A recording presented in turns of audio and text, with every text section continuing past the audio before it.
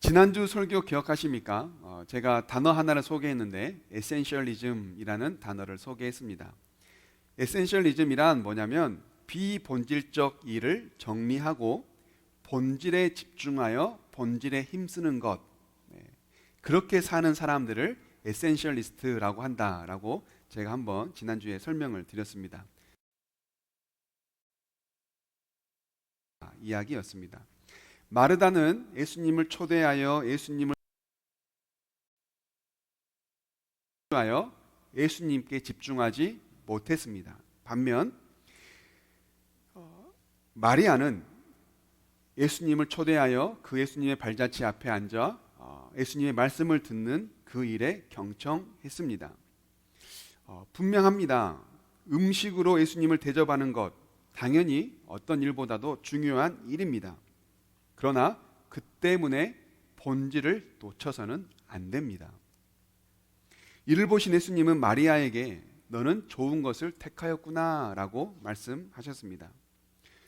우리 중에는 마르다의 역할을 해야 할 사람도 있고 마리아의 역할을 해야 할 사람도 있습니다. 그리고 또는 내가 마르다일 때가 있어야 되고 또는 마리아일 때가 있을 수도 있습니다. 이처럼 마르다와 마리아는 누가 더 중요하냐라는 이야기가 아니라 본질을 붙잡는 것이 중요하다라는 하나님의 말씀인 겁니다. 바르고 건강한 신앙생활은 무엇일까요? 그것은 바로 본질이 무엇인지를 아는 겁니다. 그리고 그 본질에 힘쓰는 겁니다. 그것은 바로 누굽니까? 예수 그리스도입니다. 그래서 바르고 건강한 신앙생활은 뭐냐면 예수님께 집중하고 예수님께 힘쓰는 것, 이게 바로 가장 바르고 가장 건강한 신앙생활이라고 할 수 있습니다. 그 외에 다른 것은 다 비본질로 생각해 볼 수 있는 거죠. 여러분, 우리가 오늘은 이 힘써야 할 것, 그러면 우리는 무엇에 힘써야 할 건가라는 것을 가지고 하나님 말씀을 더 구체적으로 이어가려고 합니다. 오늘 말씀을 통해서 우리가 힘써야 될 것이 무엇인지를 깨닫고 그 깨달은 바를 우리 삶 가운데 힘쓰며 살아갈 수 있는 저와 여러분이 될 수 있기를 주님의 이름으로 축복합니다. 아멘. 예수님께서는 예루살렘을 향해 가시면서 계속해서 하나님의 말씀, 하나님 나라의 복음을 전하시고 그 말씀을 가르치셨습니다. 이때에 예수님을 따라다니던 어느 한 사람이 예수님께 질문합니다. 예수님, 구원받을 자가 적습니까? 예수님의 말씀을 듣는 많은 사람들의 반응이 적대적이었습니다. 그래서인지 이 사람은 예수님께 구원받을 자가 이리도 적습니까? 라는 의도로 질문을 한 겁니다. 그러자 예수님께서 이렇게 대답하시죠. 오늘 본문의 24절인데요. 우리 예수님의 대답을 함께 읽어보실까요? 시작. 너희는 좁은 문으로 들어가기를 힘써라. 내가 너희에게 말한다. 들어가려고 해도 들어가지 못하는 사람이 많을 것이다. 아멘. 예수님은 이 질문을 들으시고 많다 적다라고 대답하시는 것이 아니라 힘쓰라라고 대답을 하십니다.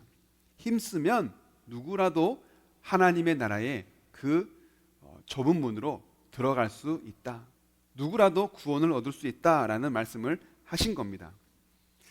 우리가 성경을 보면 이 좁은 문으로 들어가라라는 말씀이 누가복음 외에도 마태복음에 나옵니다. 그런데 마태복음에 나오는 이 좁은 문은 좁은 문과 큰 문을 대조합니다. 그러면서 큰 문이 아닌 좁은 문으로 들어가라라고 마태복음에서는 말씀해요. 그래서 마태복음의 좁은 문의 포인트는 바로 이 좁은 문, 좁은 문이 어떤 문이냐, 이게 바로 마태복음에 주는 교훈의 포인트예요. 그런데 오늘 우리가 보고 있는 누가복음은 조금 다릅니다.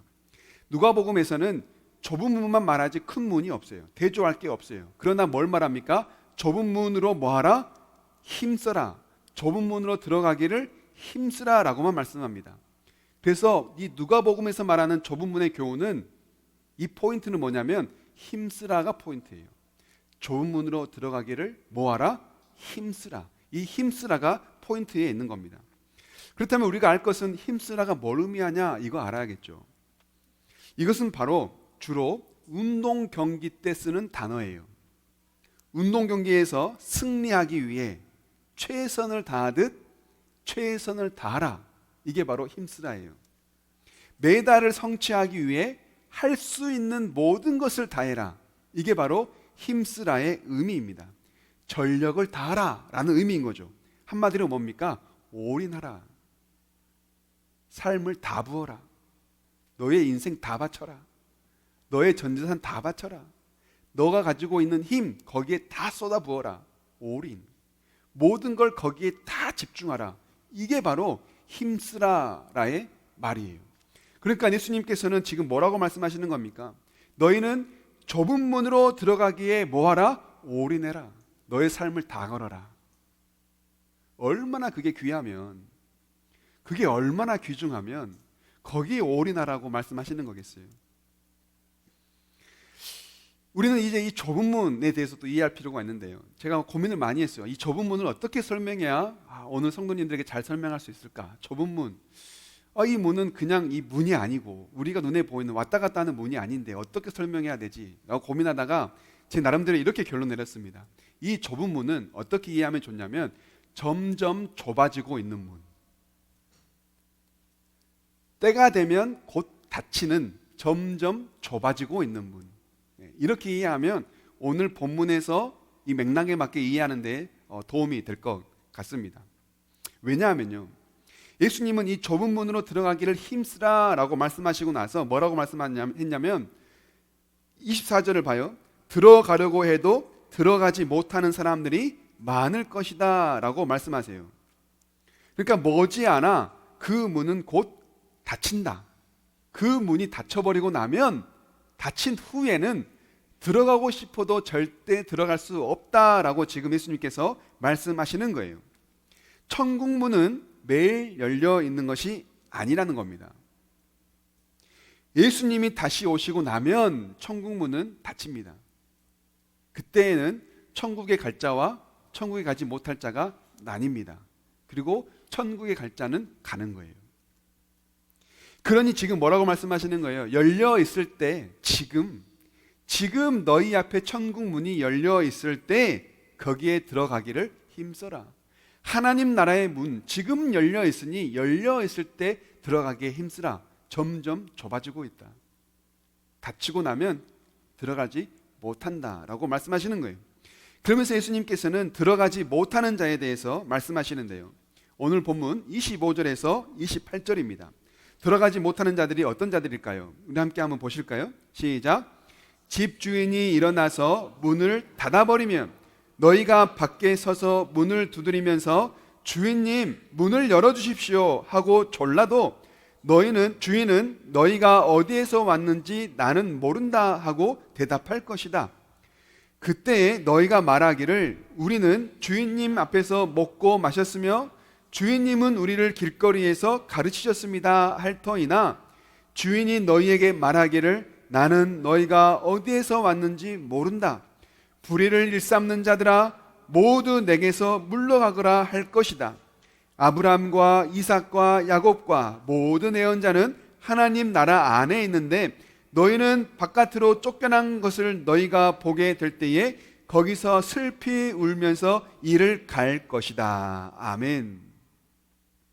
예수님은 지금 좁은 문으로 들어가기를 힘쓰라 라고 말씀하시고 나서 들어가지 못할 자들이 누구인지를 말씀하시는 거예요. 어떤 자들입니까? 문이 닫힌 후에 뒤늦게 와서 후회하며 문을 두드리는 자들. 이 자들은 절대 못 들어온다는 거예요. 왜입니까? 이미 그 문은 닫혔기 때문입니다. 그들이 밖에서 아무리 주인님 나는 주인과 친하지 않습니까? 함께 먹고 마신 적 있지 않습니까? 주인님께서 걸으실 때 내가 그 말씀을 듣고 배웠지 않습니까? 우리 친하지 않습니까? 라고 아무리 애원해도 그 친분으로 너희가 애원해도 이미 닫혀버린 문은 다시 열리지 않는다. 그러니 뭐하라? 열려 있을 때 들어가기를 힘쓰라 라고 말씀하시는 거예요. 또한 그들은 집 안에 있는, 즉 누굽니까? 하나님 나라 안에 있는 아브라함과 이삭과 야곱을 보면서 문 밖에서 슬피 울며 이를 갈 것이래요. 뭘 말해요? 아니 주인님, 우리가 바로 저 아브라함의 후손입니다.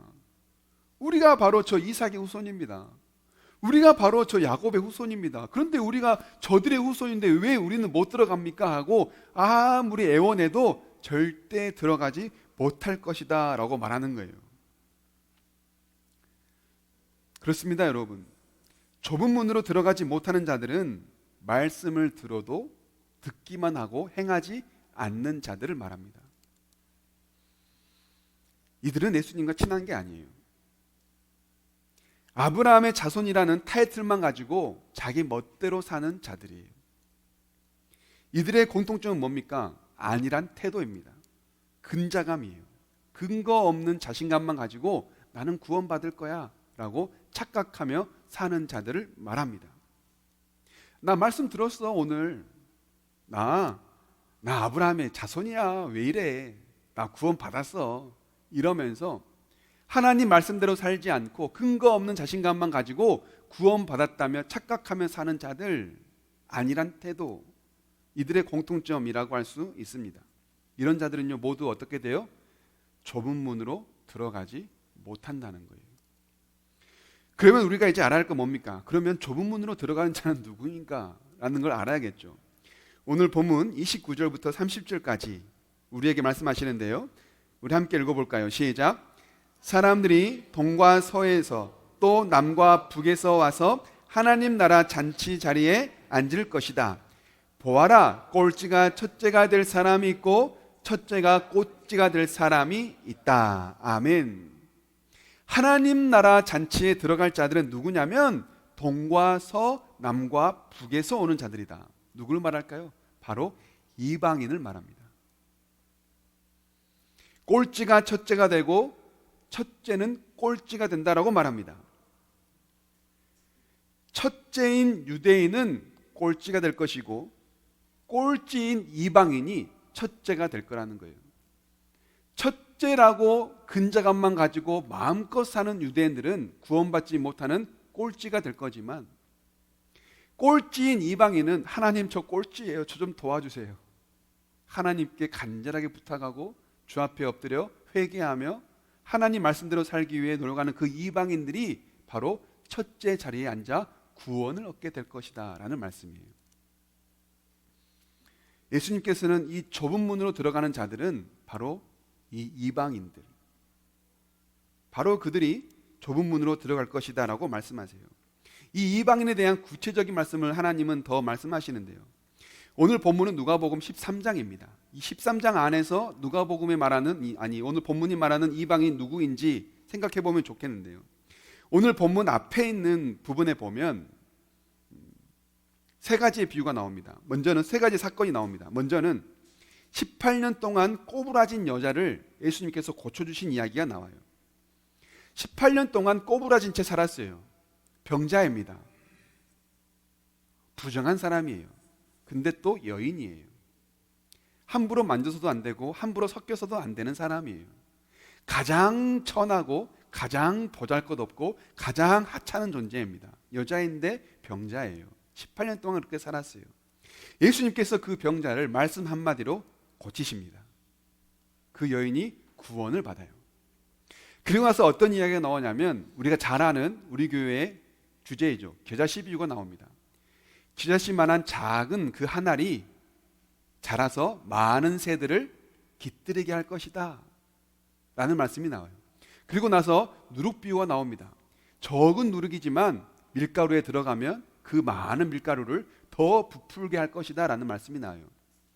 작은 것에서부터 확장되는 것처럼 하나님 나라는 작은 것에서부터 큰 나라로 확장될 것이다 라는 말씀을 말하는 겁니다. 이방인이 바로 이거예요. 구원받을 자가 바로 이런 자들이에요.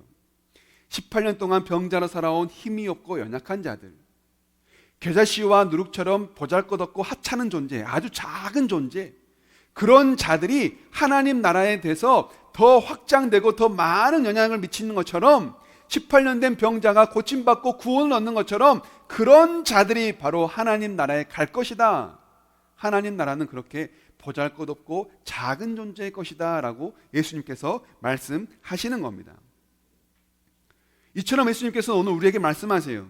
유대인처럼 근자감만 가지고 안일하게 생각하지 마라. 좁은 문으로 들어가기 위하여 뭐하라? 힘쓰라. 하나님 나라에 올인해라.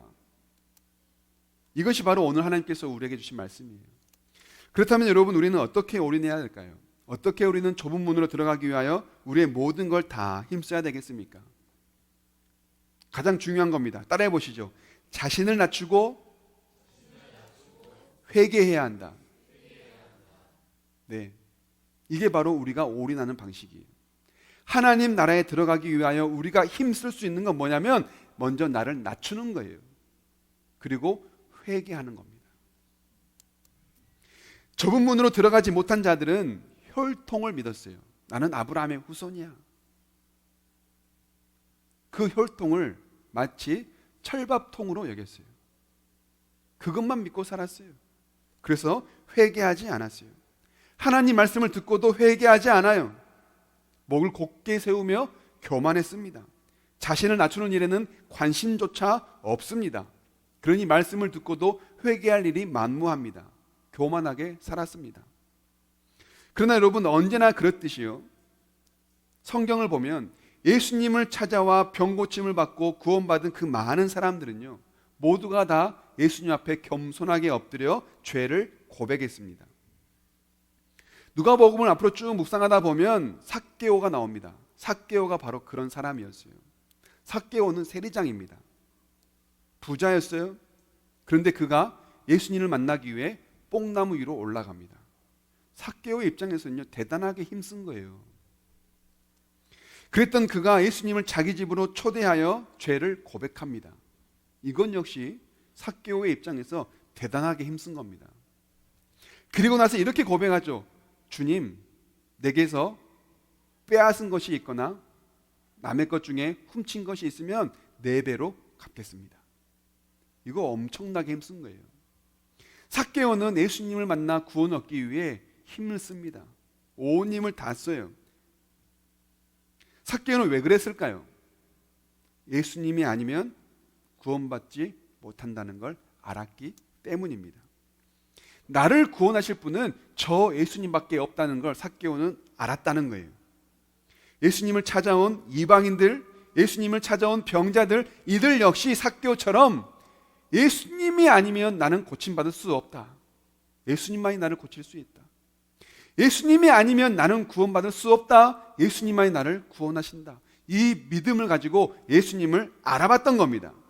그렇게 예수님을 알아보니 예수님 앞에서 뭐라고 말합니까? 그들은 모두 같이 이렇게 고백하죠. 주님, 주님이 아니면 나는 안 됩니다. 주님만이 나를 구원하실 수 있습니다. 주님만이 나를 살려낼 수 있습니다. 이 간절한 마음으로 주님 앞에 찾아와 엎드렸던 거 아니겠어요? 여러분, 이게 바로 뭡니까? 이게 바로 낮아짐이에요. 우리 한번 따라해 보시죠. 주님, 주님이 아니면 안 됩니다. 주님만이 하실 수 있습니다. 여러분, 이 마음을 갖는 것이 바로 낮아짐이에요. 착한 일을 많이 하고 봉사를 많이 하고 그런다고 해서 낮아지는 거 아닙니다. 여러분, 착한 일 많이 하고 봉사 많이 하면 오히려 더 교만해지기도 해요. 주님, 주님만이 나를 구원하실 수 있습니다. 주님만이 나의 구원자입니다. 주님만이 나의 유일한 소망입니다. 이 마음을 가지고 주님 앞에 엎드려 모든 걸 드리는 것, 이게 바로 낮아짐이에요. 여러분, 우리가 그렇게 낮아질 수 있기 원합니다. 이렇게 낮아지는 일에 힘쓸 수 있기를 원합니다. 다시 한번 따라 하시죠. 주님, 주님 아니면 안 됩니다. 주님만이 하실 수 있습니다. 여러분, 이 낮아짐의 마음을 가지고 날마다 살 수 있기를 원합니다. 그렇다면 우리가 해야 할 게 뭡니까? 바로 회개입니다. 오늘 우리가 보고 있는 누가복음 13장 시작점에 보면 1절부터 보면 회개하라는 예수님의 권면이 나오는데요. 어떤 사람들이 찾아와서 예수님께 이렇게 말합니다. 예수님, 최근에 잔인한 일이 하나 있지 않았습니까? 이 빌라도가 유대인들을 학살하려고 많은 군사들을 풀어서 유대인들을 죽게 했지 않습니까? 그들이 로마를 반역한 죄로 모두가 학살을 당했는데 그때 그들의 피가 재물에 섞이는 그런 일이 있어날 만큼 대단한 큰 학살이고 잔인한 일이 있지 않았습니까? 예수님, 왜 이런 일이 생겼을까요? 예수님, 아마도 그렇게 학살당한 자들은 죄가 많아서 그런 것이지 않겠습니까? 이렇게 예수님께 찾아와서 질문 아닌 질문을 한 거예요. 그러자 예수님께서 이렇게 말씀하세요. 잘 생각해봐라. 최근에 실로암에서 탑이 무너져 18명이 깔려주는 일이 있지 않았냐? 네, 그런 일 있었죠. 그러면 그렇게 깔려 죽은 자들이 죄가 많아서 그런 거니? 예수님께서 뭘 말합니까? 그들이 죄가 많아서 그런 게 아니라는 거예요. 빌라도에게 학살당한 것, 그들이 죄가 많아서 학살당한 게 아니라는 거예요. 탑이 무너져 18명이 깔려 죽은 것, 그들이 죄가 많아서 그런 거 아니라는 거예요. 그러면서 예수님께서 결정적인 한마디를 하세요. 회개해라. 회개하지 않으면 너도 그렇게 당할지도 모른다. 예수님은 그 질문을 회개하라는 교훈으로 돌려서 그들을 가르칩니다. 예수님은 뭘 요구하시는 거예요? 그런 것 따지고 묻기 전에, 남의 죄 따지기 전에 네가 먼저 회개해라. 남의 죄 들추기 전에 네가 먼저 회개해라.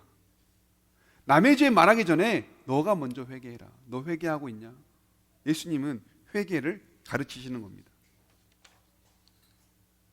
자기 죄를 깨닫고 자기가 먼저 회개해야 된다는 거예요. 남의 죄 들추고 남의 잘못 파헤치기 전에 너의 죄가 뭔지 먼저 깨달으라는 거예요. 여러분, 회개란 뭡니까? 회개는 나에게 적용하는 거지 남에게 적용하는 게 아니에요. 남에게 가서 너 회개해, 이건 예수님이 하시는 말씀이죠. 예수님 모시기 준비했던 세례 요한이 했던 일이죠. 하나님이 보낸 선지자들이 했던 일이죠. 우리가 막 남에게 함부로 회개해라, 회개해라, 너 잘못 많아, 너 제 회개해, 이렇게 말할 수 있는 거 아닙니다, 여러분. 우리가 할 수 있는 건 뭡니까? 내 죄를 먼저 회개하는 거예요. 내가 먼저 돌아보는 거예요. 저는 우리 성도님들을 생각할 때마다 늘 이 생각을 해요. 어떤 생각이냐면, 내가 변해야 교회가 바뀐다. 내가 변해야 성도가 바뀐다. 내가 먼저 달라져야 성도도 달라진다. 저도 인간이다 보니까 아쉬운 점을 느끼지 않겠어요. 교회를 생각하면 이런 점 저런 점이 부족하구나라는 걸 알지 않겠어요. 그래야 알아야 또 고쳐가니까요. 그러면 그때마다 늘 생각할 때마다 저 혼자 다시금 결론을 내려요. 그 결론은 뭐냐면 항상 똑같아요. 내가 바뀌어야 교회가 바뀐다. 내가 달라져야 성도가 달라진다. 내가 변해야 성도가 변한다. 여러분, 우리가 남을 생각할 때는 늘 그 생각을 해야 돼요. 옆에 있는 분을 생각할 때, 집에 있는 자녀를 생각할 때, 특히 남편을 생각할 때, 특히 아내를 생각할 때, 이거 먼저 생각해야 돼요. 내가 달라져야 가족이 바뀐다. 내가 달라져야 교회가 바뀐다. 여러분, 언제까지 남 탓만 할 겁니까? 언제까지 가정 탓만 할 거예요? 언제까지 교회만 탓하고, 언제까지 이 사회만, 이 나라만 탓하고 있을 거예요? 남 탓하다가 인생 끝납니다.